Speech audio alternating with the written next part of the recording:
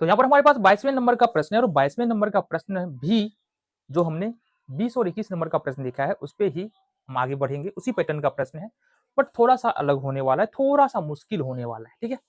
और इसको अगर समझ देखो, मुश्किल क्या होता है ना, अगर तुम प्रैक्टिस करते हो प्रश्नों को, अगर तुम सॉल्व करते हो, नंबर ऑफ क्वेश्चन ज्यादा करते हो, तो मुश्किल नहीं होता है, बस थोड़ा सा कॉन्सेप्ट होता है ना तुम्हारा, 2-3 एक साथ अगर लग जाए तो लगता है प्रश्न मुश्किल है, बट वही प्रश्न अगर तुम 2-3 बार सॉल्व करो, रिवीजन करो, तो वही प्रश्न फिर से आसान लगने लगता है। बस ये हमारे दिमाग का लोचा है थोड़ा सा, कुछ भी नया देखो बोल दो भाई ये संभव नहीं है, ये तो मुश्किल है, ऐसा कुछ होता नहीं है। आ जाओ जी। तो हमारे पास यहाँ पर प्रश्न क्या है ना, एक बहुपद है 3x² plus x minus 22x plus 9, दूसरा बहुपद है हमारा 3x² प्लस 7x माइनस 6। कह रहा है कि इस वाले बहुपद में अपन क्या जोड़ दे कि इस वाले बहुपद से ये पूर्णतः विभाजित हो जाए, ठीक है। कहने का मतलब ये है।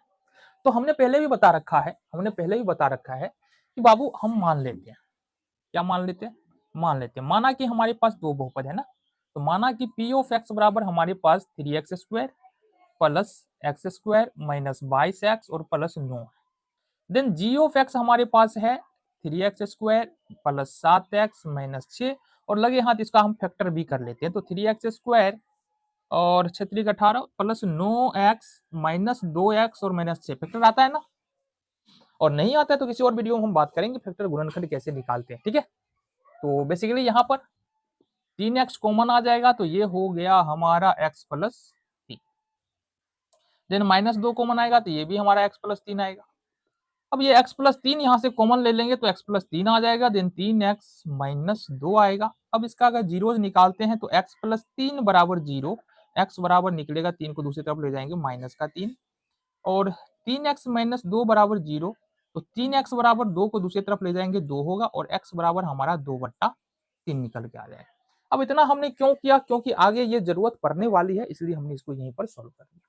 तो बेसिकली तुम्हारा g ऑफ x जो निकल के आया ना, वो क्या निकल के आया, ये g ऑफ x ये है। अगर इसको हम पूरा मल्टीप्लाई करते तो फिर से हमको यही मिलने वाला है, तो ये दोनों बेसिकली g ऑफ x ही है, ठीक है। अब तुमसे कहा यह जा रहा है कि अपन क्या करेंगे कि p ऑफ x में अपन भाग देंगे g ऑफ x, तो ये पूरा कटेगा नहीं, हमको r ऑफ x बचेगा, शेष बचेगा, कुछ ना कुछ शेष बचेगा। अब शेष इसमें क्या जोड़ दिया जाए कि हमको शेष नहीं बचे, p ऑफ x में क्या जोड़ दिया जाए, शेष नहीं बचे, सिंपली जो r ऑफ x बच रहा है यही इसमें जोड़ देना है। अच्छा एक बात ध्यान देखना, यहाँ पर देखो p ऑफ x यहाँ पर लिख ही लेते हैं ना, यहाँ p ऑफ x का घात कितना है जरा बताओ, इस वाले बहुपद का हाईएस्ट पावर कितना है, 3 है ना बाबू, 3 है, गड़बड़ हो जाएगा बाबू ऐसे में, हमने भी क्वेश्चन गलत उतार दिया, चलो 3 है, ठीक है। तो p ऑफ x का घात यहाँ पर कितना है, 3 है। देन g ऑफ x का घात कितना है, का घात यहाँ पर है तुम्हारे पास 2, g ऑफ x का घात कितना है, 2 है, पावर 2 है मतलब घात 2। तो अगर हम अपन p ऑफ x से भाग दे g ऑफ x में, तो r ऑफ x का जो घात होगा बेसिकली यो होगा तुम्हारा 1। क्यों होगा 1, क्योंकि p ऑफ x का घात 3 है, भाज्य का घात 3 है, भाजक का घात 2 है, तो शेष का घात भाज्य का घात माइनस भाजक का घात 3 में से 2 1 हो जाएगा। क्लियर है। इट मीन्स कि हम मान लेते हैं, अतः माना कि शेष हमारा r ऑफ x जो है वो होगा ax प्लस b, ठीक है, ax प्लस b। अब यही शेष यदि हम p ऑफ x में जोड़ दे तो वह g ऑफ x से पूर्णतः विभाज्य हो जाएगा। अतः f ऑफ x बराबर p of x plus r of x क्या होगा, पूर्णतः विभाज्य होगा किससे, g of x। Then f of x का वैल्यू क्या होने वाला है हमारा, p ऑफ x है हमारे पास 3x³ plus x² minus 22x plus 9, और r ऑफ x है हमारा प्लस में ax प्लस b।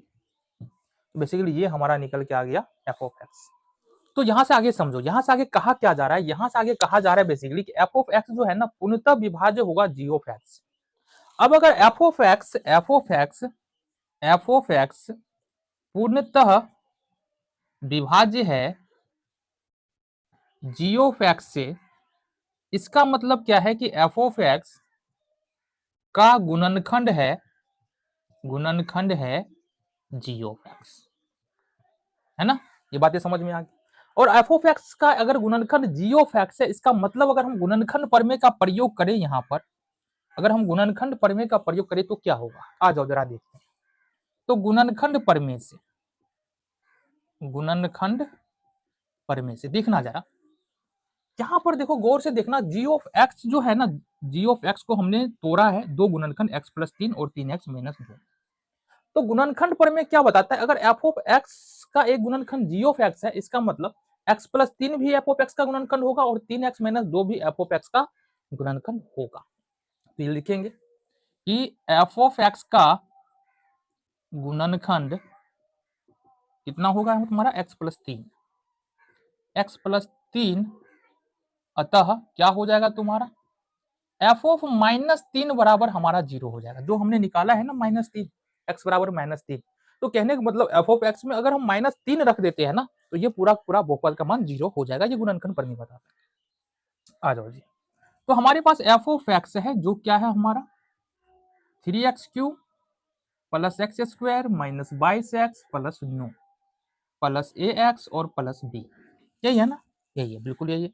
अब अगर हम एफ ऑफ -3 रखें यहाँ पर, तो 3 गुने -3 पर पावर 3 हो जाएगा, प्लस -3 का क्या होगा स्क्वायर हो जाएगा, -22 गुने -3 हो जाएगा, प्लस 9 होगा। यहाँ से अगर x के जगह पर -3 रखे तो -3a और प्लस b होगा, बराबर में चूंकि एफ ऑफ -3 बराबर 0 होगा तो हमने रखा 0।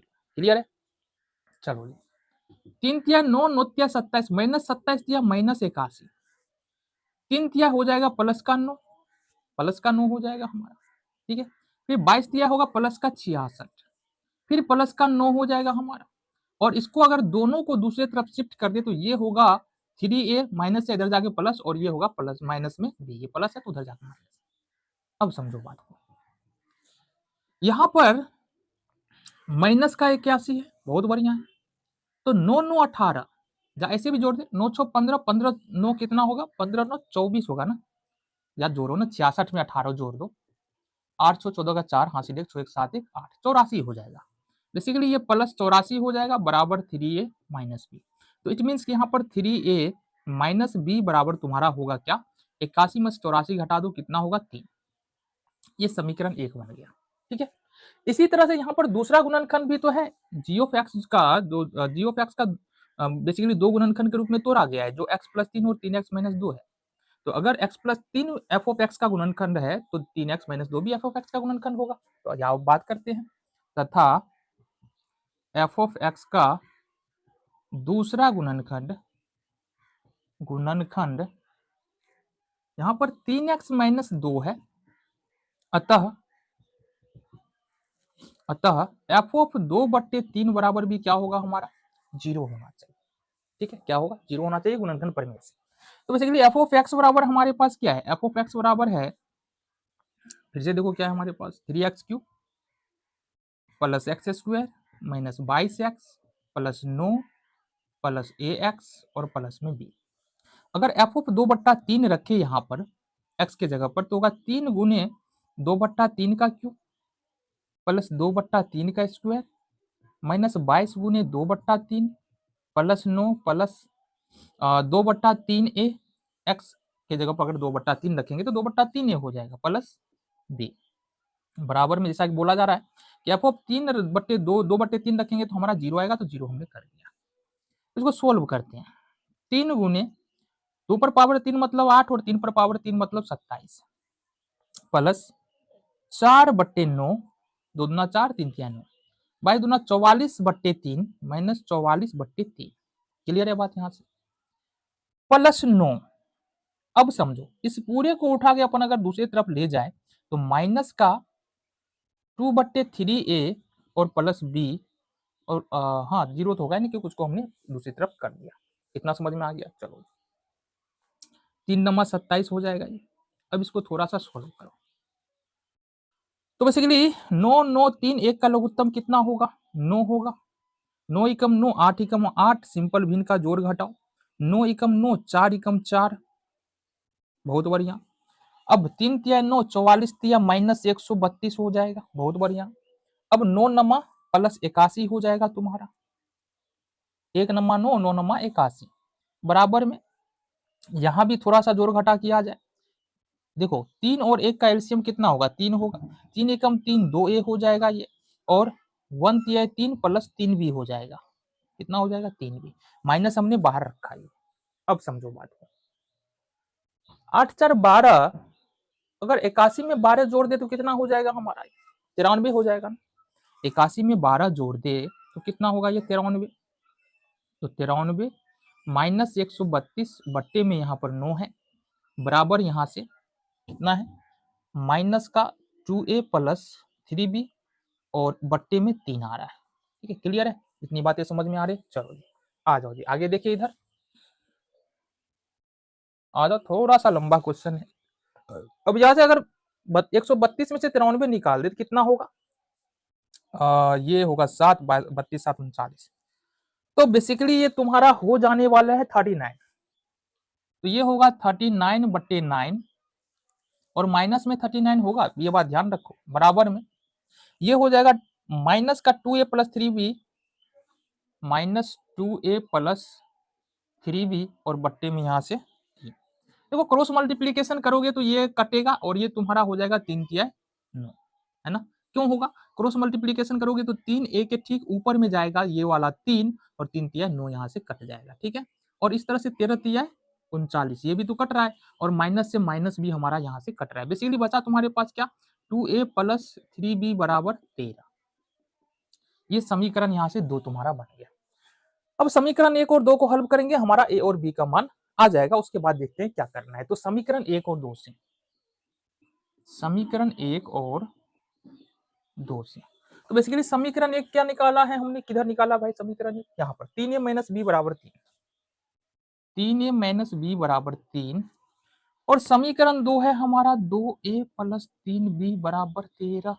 अब यहाँ पर जाहिर सी बात है कि जोड़ घटा होने वाला नहीं है, क्योंकि ना ही a का गुणांक बराबर है ना ही b का गुणांक बराबर है। तो इस स्थिति में हम क्या करते हैं, किसी एक का गुणांक बराबर करेंगे। तो a के गुणांक 2 है, यहाँ पर समीकरण 1 में गुणा कर देंगे, समीकरण 1 है, समीकरण 2 है, ठीक है।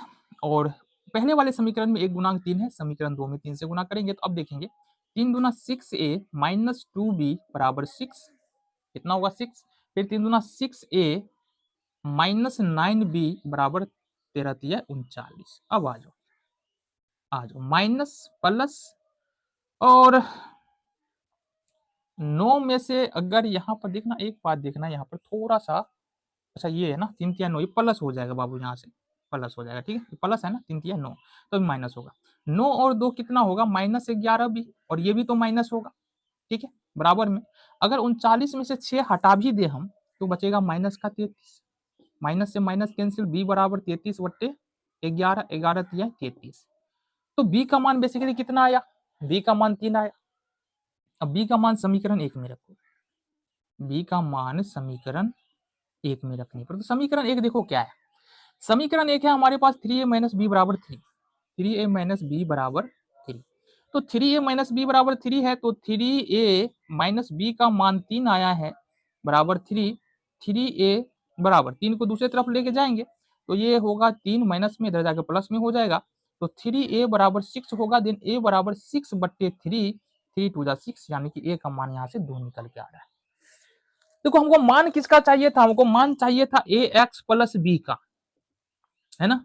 तो a का मान हमने क्या निकाला है 2, तो ये होगा 2x प्लस b का मान है 3, तो ये होगा 3। तो बेसिकली ये तुम्हारा ax प्लस b का मान 2x प्लस 3 निकल के आता है। इट मीन्स कि अगर 2x प्लस 3 को अगर हम 3x cube plus x square minus 22x plus 9 में जोड़ देते हैं तो यह बहुपद 3x square plus 7x minus 6 से पूर्णतः विभाज्य हो जाएगा। क्वेश्चन थोड़ा सा लंबा था, इसलिए थोड़ा सा ध्यान से देखना पड़ेगा और कैलकुलेशन पर खास ध्यान रखना।